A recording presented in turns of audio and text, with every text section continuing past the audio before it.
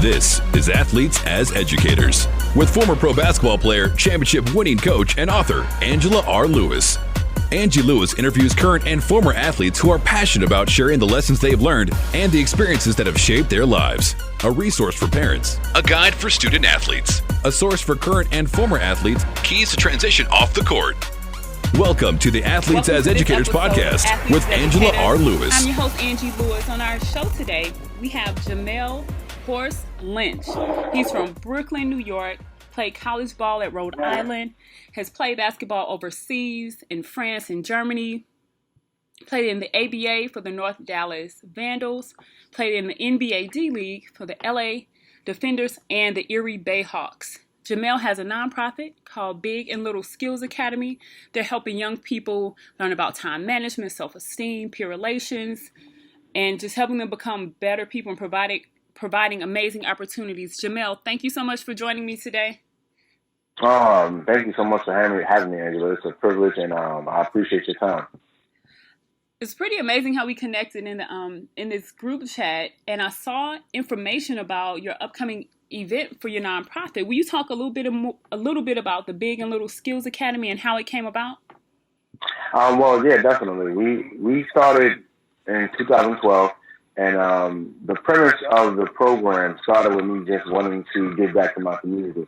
I grew up in the Williamsburg project in Brooklyn, New York, and I never had the opportunity to train a professional athlete. I've never been around a professional athlete as a kid, and I wanted to give these children an opportunity in my community to briefly work out with me and have to pick my brain about different things, future careers, and how it is being professional. All these different things that I didn't have access to as a child. So it started off just like that. I wanted to just give them an outlet, someone to talk to. And then I got hurt. I was hurt 2 years in a row. And during those 2 years, I was able to expound upon the vision, basically. The vision that is happening right now wasn't supposed to happen for another 2-3 years. So, but God, God chose otherwise. So I started realizing how important it is to basically incorporate mind, body, and spirit into being a professional athlete when I became a professional athlete. I felt like if I knew that when I was 10, 11, 12, even 8, 9, 10, things could have been a little different in terms of being focused, being more of a complete player in terms of having your mind, body, and spirit incorporated into the game of basketball. So I introduced yoga, Pilates, nutrition, public speaking, all these different components that make up a professional athlete that kind of go on behind the scenes. People see like Steph Curry, LeBron, Carmelo. They see all these players do so well in the NBA. They don't understand why more so than just working out. They may see the workouts, but they don't see the yoga. They don't see the Pilates. They don't see how well they eat. All these different things actually it contributes to the longevity of their career. And I wanted to give these kids in the series an opportunity, one, to understand that, two, to incorporate that, and three, follow through with it. And that's what our program is more so based on, a holistic viewpoint of basketball, teaching kids these different components to being a professional athlete. Now, on top of that, we also wanted to introduce them to, or rather, also develop their intrinsic values, which more so than none go by the wayside in the city. So we want to make sure they understand how important it is to be, have sportsmanship, to help them build self-esteem, responsibility, accountability, all these different components that kind of go, like I said, go by the wayside in the city. We wanted to make sure we help them build that through our game, through our season, through our camp. So, in a nutshell, basically, our program, the Big and Little Skills Academy, is focused on building people rather than just athletes.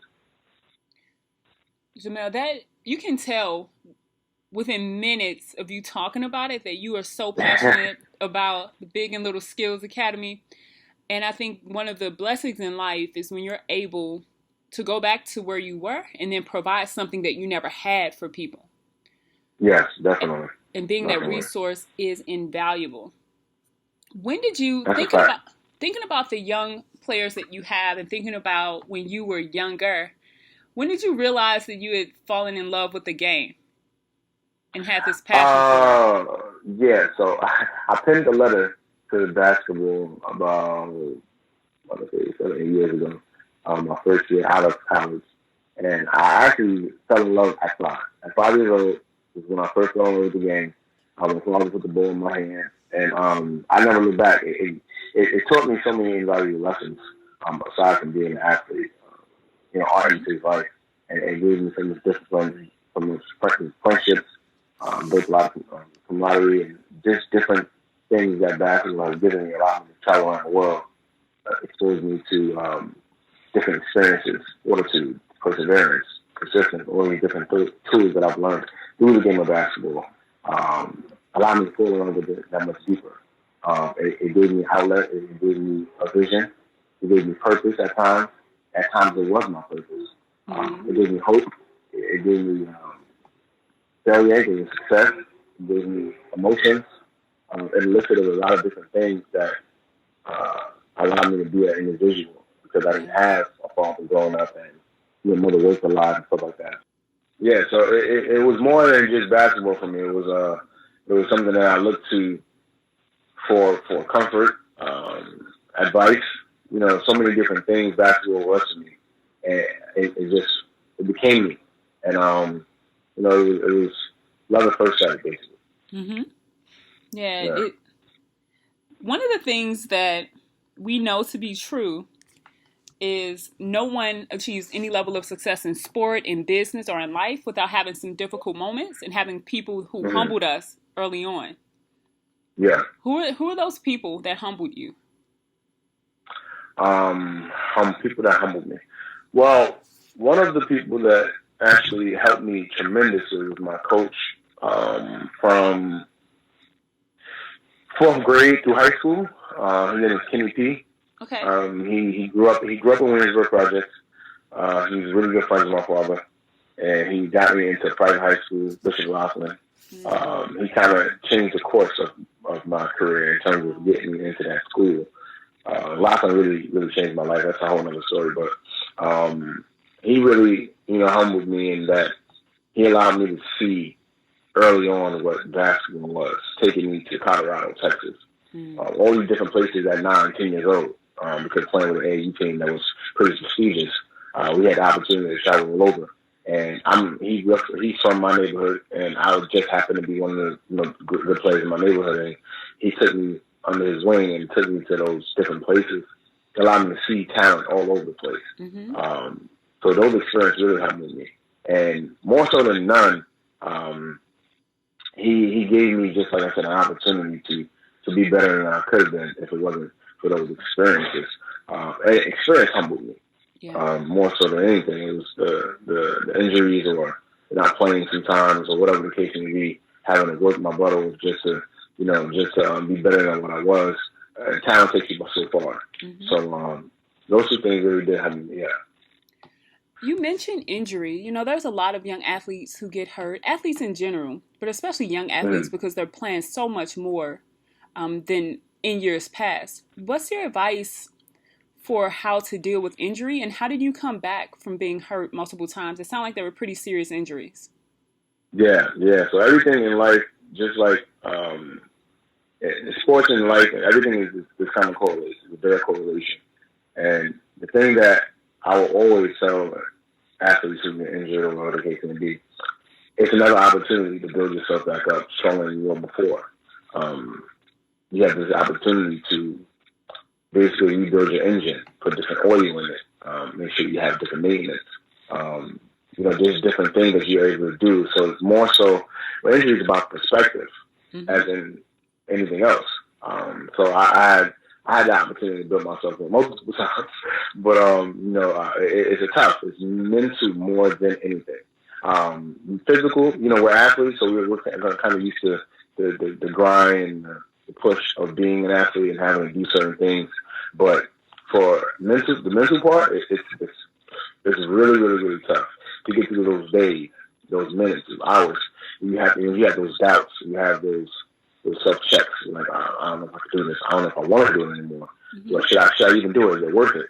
All these different things. They worry about cash flow. If you're an athlete who particularly just play basketball, you don't really have anything else going, like a model or a business or whatever the case may be.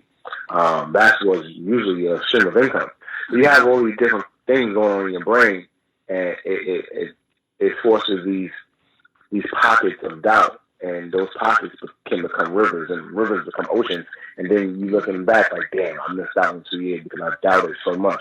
Right. So the biggest thing for me is be careful of how you think. Your thoughts become your actions become your habit become your character.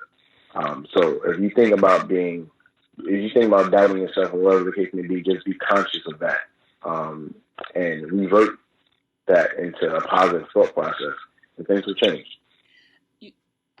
The mindset makes a huge difference, as you mentioned. But what were your injuries specifically, and who are the people that held you up during that time? Because sometimes it's difficult to go through that alone. Mm-hmm. Yeah, definitely. So I tore my labrum in my shoulder. I sprained my foot pretty bad. Almost tore my toe off. It was crazy, and hurt my knee.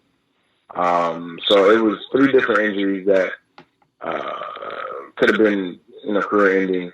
And I bounced back more so because of my faith in God, believing in the journey, believing in the testimony, believing in the purpose, as I still do. So I bounced back because of that. Also, my fiance, Kim, she really has been there throughout these injuries and really encouraged me to continue to stay focused and persevere, have fortitude, family encouraging me and stuff like that. So it's been a tumultuous time in terms of coming back from injury, but it allowed me to build something stronger than anything that my career could ever have built, whether it was championships, MVP trophies, whatever it may be. There's nothing like giving back and serving others, and in that I'm doing it with the youth. So even though I'm still playing and stuff like that, those injuries, I feel it was God's given. I think it was, I got injured because of God, but it was a purpose behind it. Right. And I believe that, I really don't know if it would have been, I would have been as successful in this nonprofit sector if it wasn't for injury. Because I think I would have had early on success with playing in the NBA, whatever the case may be, and it would have fell by the wayside. So God knows what He does, and His timing is perfect. It's either yes, but not now, no, or no, I got something better. Mm-hmm. So everything is aligned in that. So my faith has really been something that I've looked to for development, for strength, for everything. So yeah. Yeah, having that faith makes all the difference in the world. And I think you made a really good point when you talked about timing matters, the importance of timing. Sometimes we think we know what we want, but it's not the path that we're supposed to take, or the time just isn't right. Yeah, for that. Yeah, definitely. You mentioned a little bit earlier that you played ball overseas. I want to talk a little bit about playing internationally and what that experience was like for you. For me, it was amazing. I wasn't nervous to go over. It wasn't a culture shock. None of those things. Can you still hear me? I can. Yes. Okay. Yeah, none of those things took place for me because I was just more excited to just play professionally. And my first stop was in France, and I had a great experience basketball-wise, culture-wise. Not coaching. Living-wise, it was horrible, but the basketball-wise, it was great. I met a lot of good friends from the States, friends in France that I still talk to this day. The fanfare was amazing. The food, obviously, in France is impeccable. Yes. So all these different things in France was amazing, man. And definitely we had a great time. Then I played in Germany. And then Germany was even better because I played with players that I grew up with, which is very, very rare in international. Yes. It's rare that you could play with players that you grew up with. So we won a championship, but on top of that, we had amazing time. We lost one game throughout the whole season. It was just one of those moments that you look back on like, yo, you remember that time we was in Germany and we became a champion. You know what I mean? I became a professional champion, and you can't take that away. So that experience for me was amazing. And the language barrier, obviously, in Germany is kind of crazy. They speak such a harsh language. But I've learned some things to get by, just like in French. French is a more delicate language. But it was a great experience both times. I'm glad I had the opportunity to do that. I'm glad that God blessed me with that situation, to play with my close friends and to experience that lifestyle. And it was definitely great experience. Yeah, playing overseas is pretty amazing. I played in Germany as well, so I feel you on that language barrier and how difficult that could be. And we had a chance to go to France. We went to Paris for a few days. And to hear the difference between French and German was like music to our ears, right? Because French is such a sultry language, you know? Well, that's right about that. It was so different. What was your process for getting there? There are a lot of players that say they want to play overseas, but don't really know how to get there. Maybe they didn't have stellar college careers, but they still really want to make that happen. How do they get there? More so than none, there's a lot of opportunities nowadays. You have a lot of showcases you can go to. You have a lot of opportunities to reach out to teams via email and uploading video and all these different things. The showcase is more so better because the coaches are right there to see you live. You can solicit agents, some of your game fan as well. To give you a short background in terms of how it relates to being a professional, when I graduated from JUCO, I had low D1 schools. I really didn't have a school that I liked. Mm-hmm. So I decided to just call every big school, Georgetown, Georgia Mason, NC State, and a lot of them responded. I was actually at NC State visiting, had a great time there. The only reason why I didn't go to NC State because the coach got fired that year. That's something, he got fired. So that's why I didn't. I was going to NC State, and that's the reason why I didn't go there. Rhode Island was the last school I called, and my coach from JUCO knew the head coach there, and the head coach knew my father. It was so weird because he grew up in the project right next to mine, head coach. So great guy, Jim Barron. He gave me an opportunity, and that's something that kids need to do when becoming a professional. You gotta call. You gotta invest in yourself, and that's the biggest thing. People think they're entitled to something, and it's humbling when you realize that you're not. Mm-hmm. That you have to work just as much as anything else for a dream that doesn't necessarily have to actualize unless you actualize it. So that's definitely something kids need to do in terms of reaching out to agents, going to showcases, investing in yourself, because nobody else is willing to do it. Let's stay down this path of this idea of entitlement in young people. Mm. I'm so blown away that you called every big school, because when I talk to parents and kids about this college recruiting process, what I hear oftentimes is, oh, my high school coach is supposed to do it, or my AAU coach is supposed to do it. But they need to be proactive. Like, this is your life. You get one, and this is your life. And so either you take responsibility for it, or you give that to someone else, not knowing what the outcome can be. Yeah, I think it's more so of a hunger factor. Yep. I was All-American, All-Region, all everything in JUCO. But I wanted more. I felt like I could play at a high level. So it's a hunger thing. I don't come from a background where things was given to me. Yep. I grew up in Brooklyn. I'm from the projects. I came up with one family, one parent household. Sometimes not even that. So my mindset is a little different in terms of survival and getting what you want.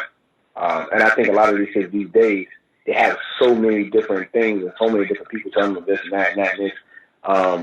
We had back when I grew up, we had people telling me, you're okay, but you can be better. So it's not like, you have a kid who's pretty good and people telling them the all world. Mm-hmm. And then it's a hardship when they go to college. College is a different beast. Totally different beast. So, yeah, it's totally different.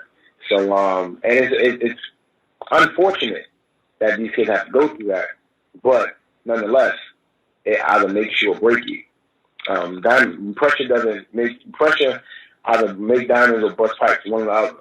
So, it's really depicted upon what these kids want, and if they once they realize that, hey, I'm not entitled to anything, if they work after that. Some don't. A lot of don't. Honestly, a lot of don't have that fortitude. Yeah. But the ones who do, you see them, and you'll see them lively.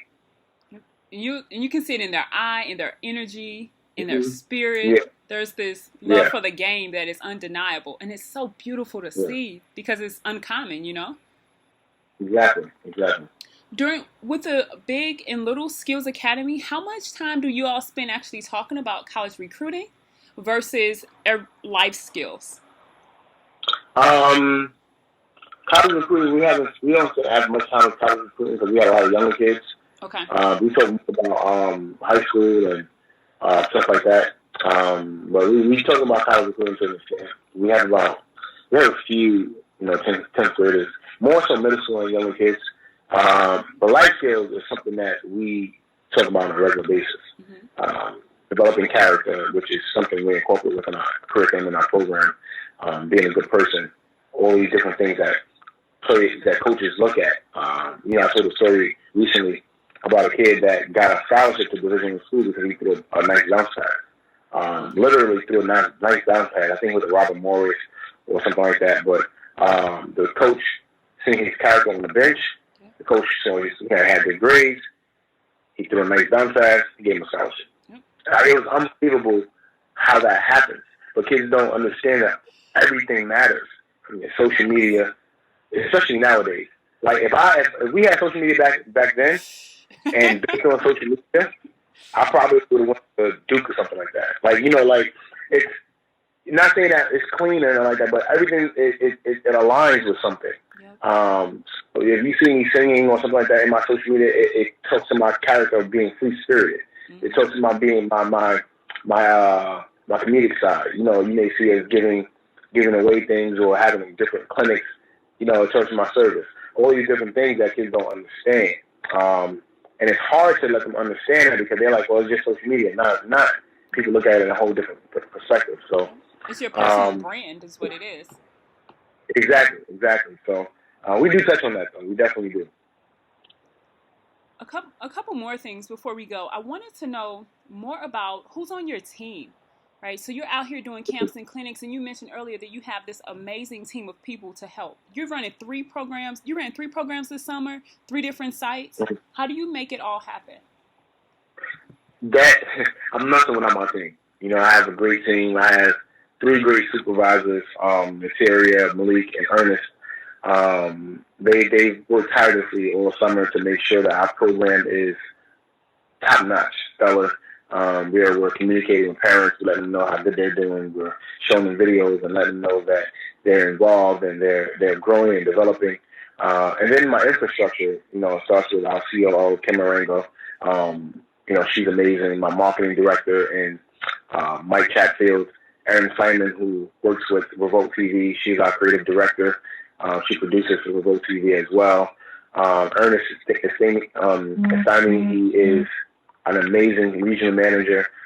He does a great job. Christiane Thomas is our director of operations. She does a great job of recruiting kids and stuff like that. So we have a very personable and affable team in terms of, allowing parents to be very much reachable for us. They contact us anytime, any day, via email, text message, phone calls, whatever it may be. It gives them. I always wanted to develop something which was personable in a program. Having parents being able to reach me and reach us in any time, way, shape, form, or fashion. So my team has been great, and we're only as successful as our team. Jamael, like I told you when we talked yesterday, man, I love what you all have built. And I've interviewed so many athletes who have nonprofits or are doing different programs with youth, and I've never seen anything this well organized, this built out with the vision of impacting on the massive scale that you all have. So kudos to you all. Thank you so much. I appreciate that. Please let your team know. We see y'all from St. Louis. We see y'all doing big things. If there are athletes who are current professional, former professional, who are interested in partnering or building what you've built or piloting it in another city, how can they reach you? Well, they can reach us at our email, which is B as in boy, A as in apple, L as in Larry, S as in Sam, A as in apple, which stands for BALSA. It's balsamanagement@gmail.com. That's balsamanagement@gmail.com. They can also reach me on my social media handles, Instagram and Twitter, J_Lynch57. And they can also go to our website, which will be launching on Wednesday at our fundraiser at the 4040 in New York City. The website is We Are BALSA, BALSA, wearebalsa.com. Awesome. Jamael, thank you so much for joining me. Check out wearebalsa.com on Wednesday. Thank you. Continue to do the great work, and I look forward to partnering with you in the future. Yes, I'm definitely looking forward to that. It's going to be something great, amazing, and impactful. So thank you so much, Angela, for your time. Shout out to your podcast and everything that you're doing. I appreciate you. We appreciate you. And keep doing your thing. Thanks. This is Athletes as Educators. Thank you for listening to the Athletes as Educators podcast. Connect with me through the Athletes as Educators Facebook page or at Athletes Educate on Instagram. Be sure to subscribe so that you never miss an episode. And go over to iTunes and leave us a 5-star review. For more resources and information about today's podcast, you can check us out at AngelaRLewis.com.